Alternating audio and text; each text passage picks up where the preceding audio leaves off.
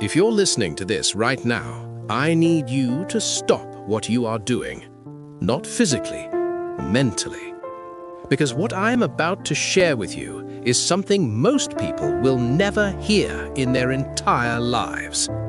My name is Napoleon Hill, and over 2 decades, I studied 500 of the wealthiest and most successful individuals who ever lived.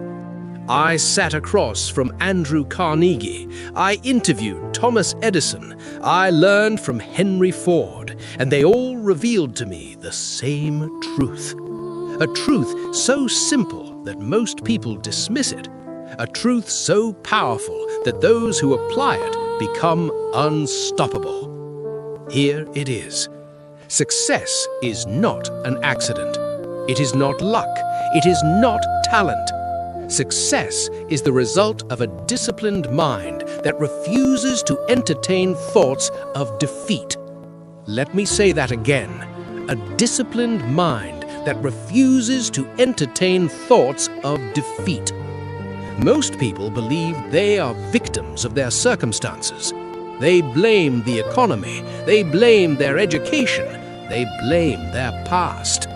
But here is what I discovered. Your circumstances are not your prison. Your thoughts are. Every single day, you are feeding your mind with something. The question is, what are you feeding it? Are you feeding it doubt, fear, hesitation? Or are you feeding it purpose, clarity, and unshakable belief? Because your mind does not argue with repetition. If you repeat doubt long enough, your mind accepts it as truth.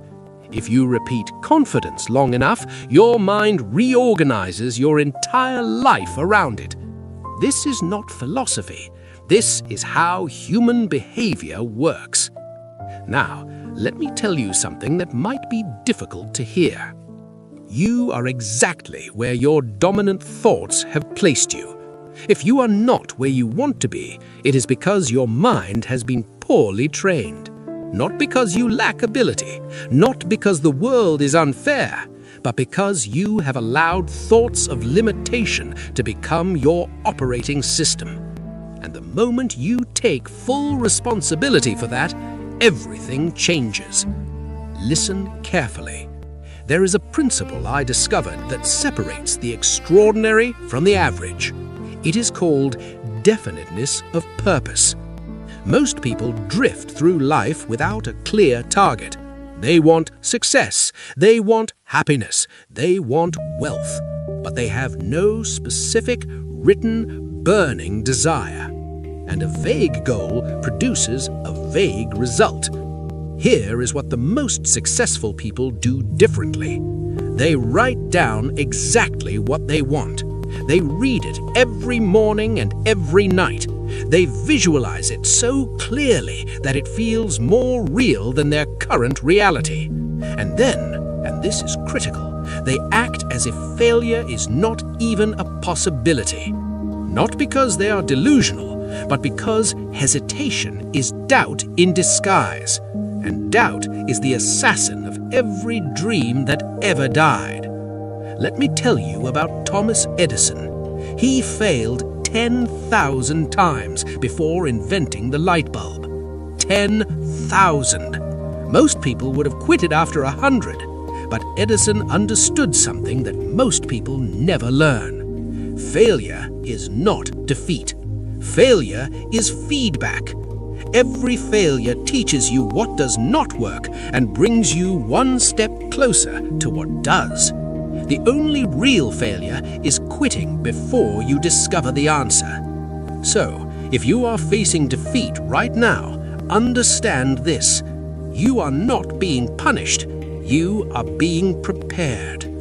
Every adversity, every setback, every heartache carries with it the seed of an equal or greater benefit, but only if you choose to see it.